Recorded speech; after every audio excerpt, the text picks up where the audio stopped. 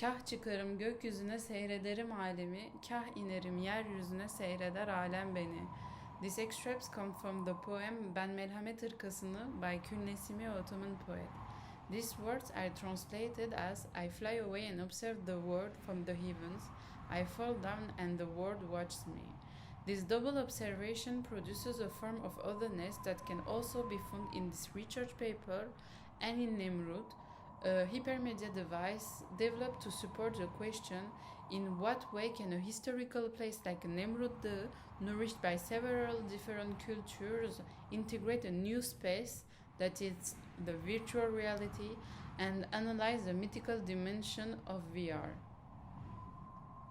The first source of inspiration of this work is NEMRUT, a funerary sanctuary dating from the 1st century before Christ and built by the king of Commagene, Antiochus I.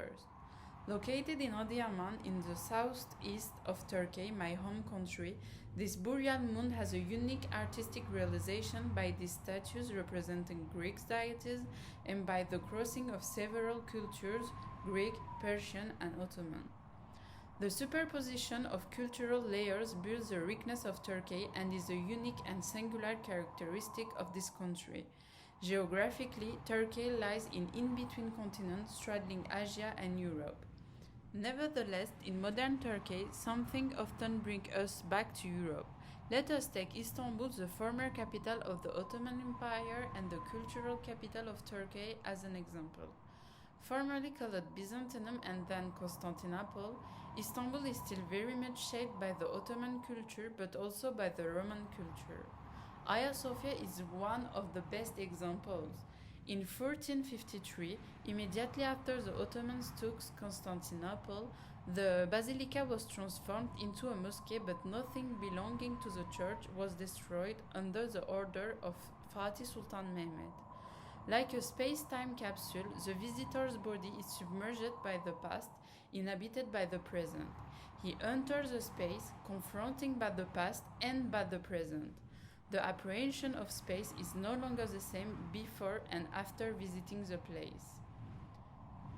Thus, this interlocking marked by two continents, two civilizations, tips over into a system of interlocking, a reference to myself who is between two nationalities. I oscillate between two possible paths which overlap all the time, between two cultures, the story of Turkey which also overlaps. In this idea scene where everything plays on an interlocking system unfold NEMRUT, while one of the circles represents the outside of NEMRUT, the Greek culture, more brutal, more Asian, the second refers to the inside of the place, Ottoman culture with 360 video. The center is the space-time capsule. I enter a place, I am submerged by the past, inhabited by the present. I am confronted with the past, the present, my culture, and the Greco-Roman culture. In a place, I enter a door, I come out through the same door, but I am elsewhere. The space changes because my apprehension of space is no longer the same. As for the two side-hutting strains, they represent the physical movement of the users. This first scene is the universe, which is that the 360 video, a new space with a deeply Ottoman decor and Türkü, traditional Turkish song. A new door opens the spectator, marking the multicultural contrast of Turkey. In the manner of Russian dolls, the space fits into each other. In her conceptual approach, Anne Coquelin distinguished three types of space: abstract space, resulting from geometry; concrete space, resulting from memory, time, and trace, which is the place and the seat; and the hybrid space, which is the intersection of the two. Once immersed in NEMRUT, the user's apprehension of NEMRUT changes. Within an abstract representation of the place of reference, the interaction and movement of the physical body allows the user to rediscover space and bring to life the legends and the 1001 NEMRUT. From an artistic point of view, what has also been a source of inspiration for the creation of this device is the access to the top of NEMRUT, usually impossible. Composed of thousands of small rocks, it is impossible to climb and reach the top of the mound. In this device, the mythical dimension of VR is used to make an impossible story possible. VR gains a mythical dimension in the sense that it makes the link between the dream and the tool. In the case of VR device, the dream is the creation of fantastic truth of the author, allowed by the tool, which constitutes the machine, a material production that makes the dream visible. The tool brings the dream to life, itself dreaming before being a tool. The first scene of NEMRUT is a virtual space modeled from the actual space, allowing the spectator to be transported into a culturally hybrid space with current trends in technology. Nevertheless, this technology is used with a precise goal: to make possible what is usually impossible in today's world. The experience of user in this device is singular. To access knowledge, the physical movement of the body is obligatory. The legends around the NEMRUT, as well as this hopeless experience, strangely joins the myth of Sisyphus. With the physical movement of the body obligatory to discover the narrative, the user must constantly stay in motion. In this sense, one will notice the capacity of VR through its spatiocorporal dimension to stage mythology. In other words, virtual reality makes possible everything that is the order of the impossible. The user's body is therefore in perpetual action and cannot be passive during the first part of the experience. In the digital environment, the image produced by interactive devices is an unactuated image. These terms can be seen as synonymous with interactive images, but which insist precisely on the dimension of act in the gestural sense. In real time, Bill Viola, in his work He Weeps for You, captures the image of the spectator inside a drop of water. Submerged in a dark room, a drop of water falls very slowly.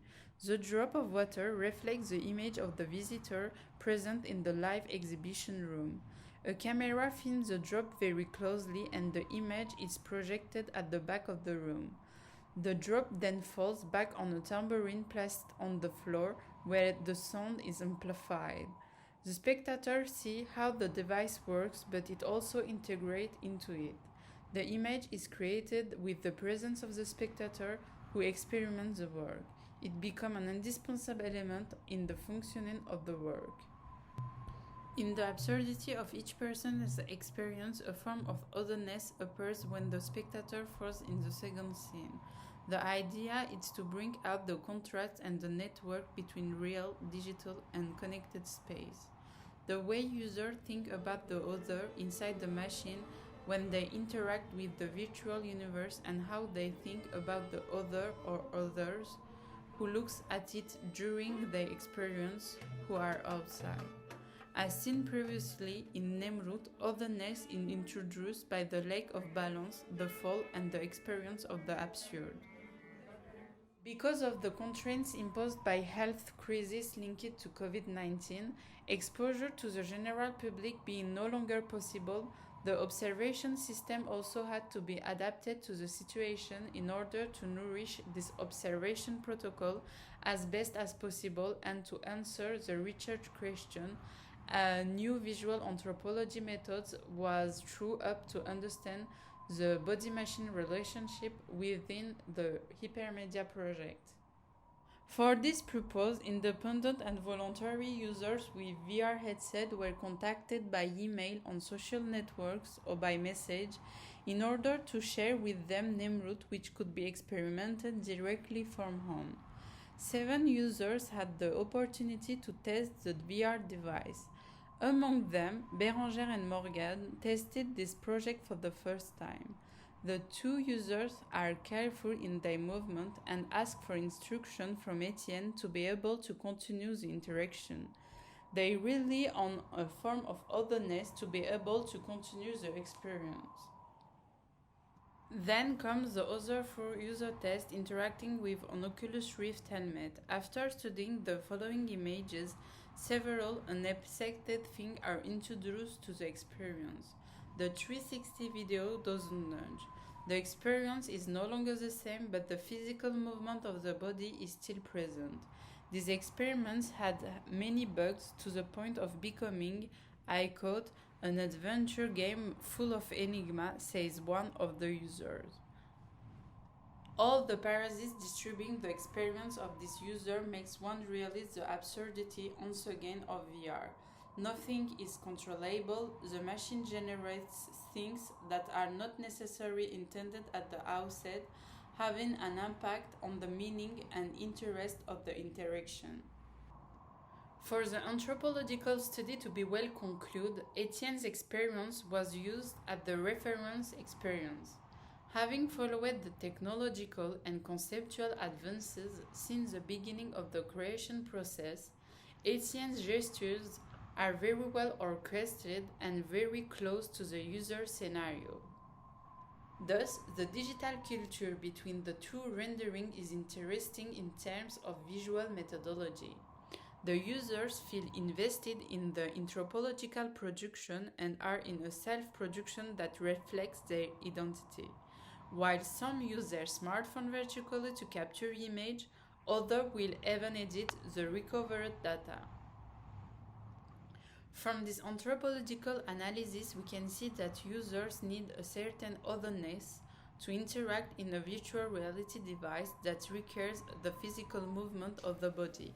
It is important to point out that the notion of otherness doesn't require a similar other presence, but rather a presence that they need to cling to. The form of presence can be simply comments, expression, or even video produced by them. They participate in the process of observation and use their creativity to talk about their experience. To conclude this e-thesis defense, NEMRUT is a device that uses virtual reality to make possible a story that is impossible under certain conditions: the physical movement of the body. The absurdity of the gesture, of the question of otherness, have made it possible to rediscover the referential place in a new form. All the legends and impossibilities around this place make it a surprising space overflowing with richness. What interested me particularly for this research was to destroy these impossibilities by VR, and then to study the behavior of users immersed or not in the device.